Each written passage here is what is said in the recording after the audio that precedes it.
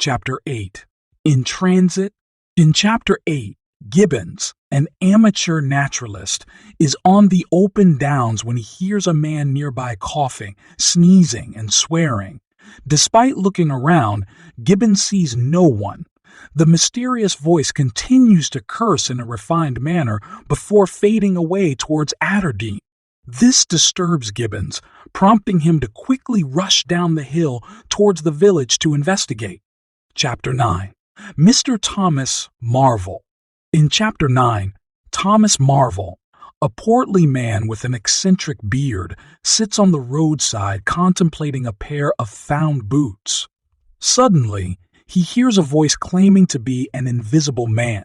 At first, he dismisses it as imagination, but soon realizes the voice is real. The invisible man proves his invisibility by throwing flints at Marvel. Shocked and bewildered, Marvel agrees to assist the invisible man, who needs clothes, shelter, and other help. The invisible man warns Marvel not to betray him and insists on his cooperation, promising great things in return.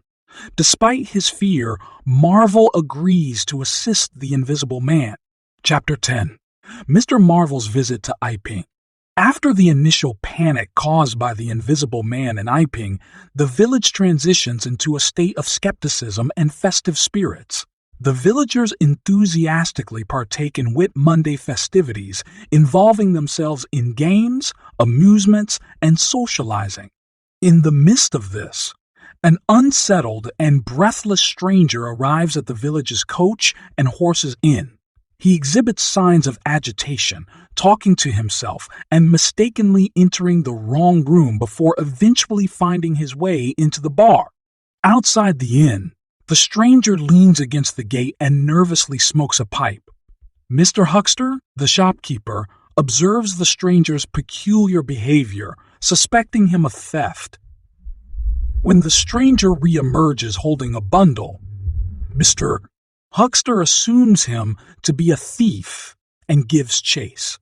Suddenly, the stranger vanishes, leaving Mr. Huckster airborne and unconscious.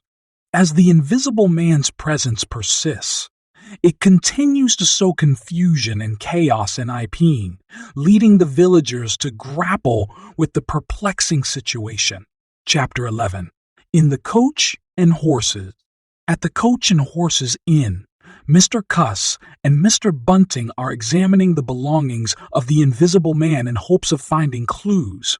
Suddenly, an intruder, described as a sailor, enters the room and startles them. This intruder possesses a dual personality and warns them to remain still or face harm. He reveals that he is invisible and has the capability to harm them effortlessly. The intruder demands the whereabouts of his clothing and 3 books. Feeling threatened, Mr. Cuss and Mr. Bunting agree to comply with the invisible man's demands. Using a poker, the invisible man keeps control over them, conveying his ability to inflict harm if they resist. In addition to accommodation and clothing, the invisible man also expresses his desire to locate the 3 books he is searching for. Chapter 12.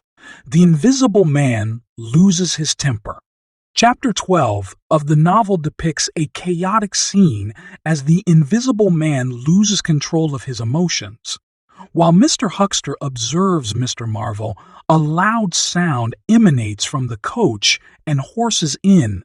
Concerned, the owner, Meister Hall, and Teddy Henfrey rush to investigate and hear strange noises coming from inside.